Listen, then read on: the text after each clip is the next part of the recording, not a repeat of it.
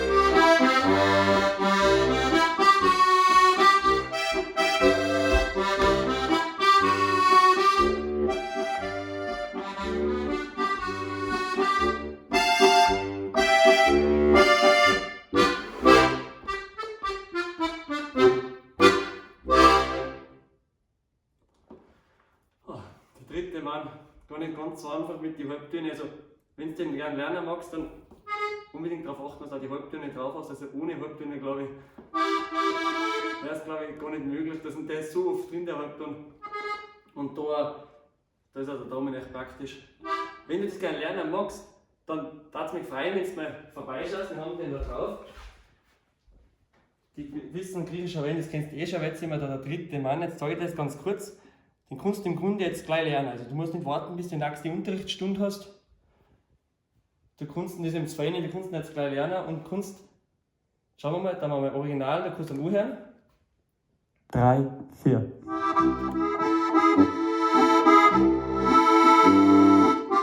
Ja, das ist eigentlich die Originalaufnahme, genau. Und dann haben wir das Übungstempo rein. Jetzt probieren wir nochmal zum Lernen. Genau, und da. 3, 4, Druck. Und da siehst du die Finger jetzt genau, man kann es dann langsamer machen, langsamer. Zug. Oder schneller.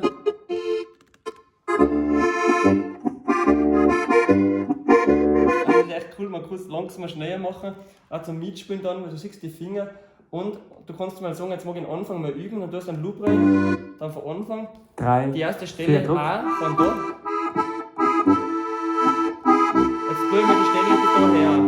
Zug. Bis daher. Jetzt kommt immer die Stelle, jetzt kannst du das. Zug. Also immer die erste Loopstelle und die kannst du dann da einfach mit dem Loop dann wieder löschen. Loop wieder löschen und dann geht es wieder weiter. Wenn du jetzt sagst, der zweite Teil, der erste, den kannst du den zweiten Teil, kannst du dann nur einen zweiten Teil reingeben, zweiten Teil. Druck. Kannst du dann Zug. einfach so lernen. Druck. Es ist echt cool auf der steirischen, also echt super zum Nachlernen. Original. Wenn das noch eher zu schwer ist, auch wenn du jetzt noch nicht so lange lernst, du möchtest aber das Stück halt unbedingt lernen, dann gehst du auf langsam und da ist genau erklärt, die ganzen Passagen nochmal. Erster Teil langsam. Schauen wir uns ein paar Passagen mal ohne Bass an. Am Anfang ist es so. 2, 3 und dann der Den Halbton braucht man unbedingt. Also da wird alles erklärt, das ist einfach super, dass man es mal lernen kann.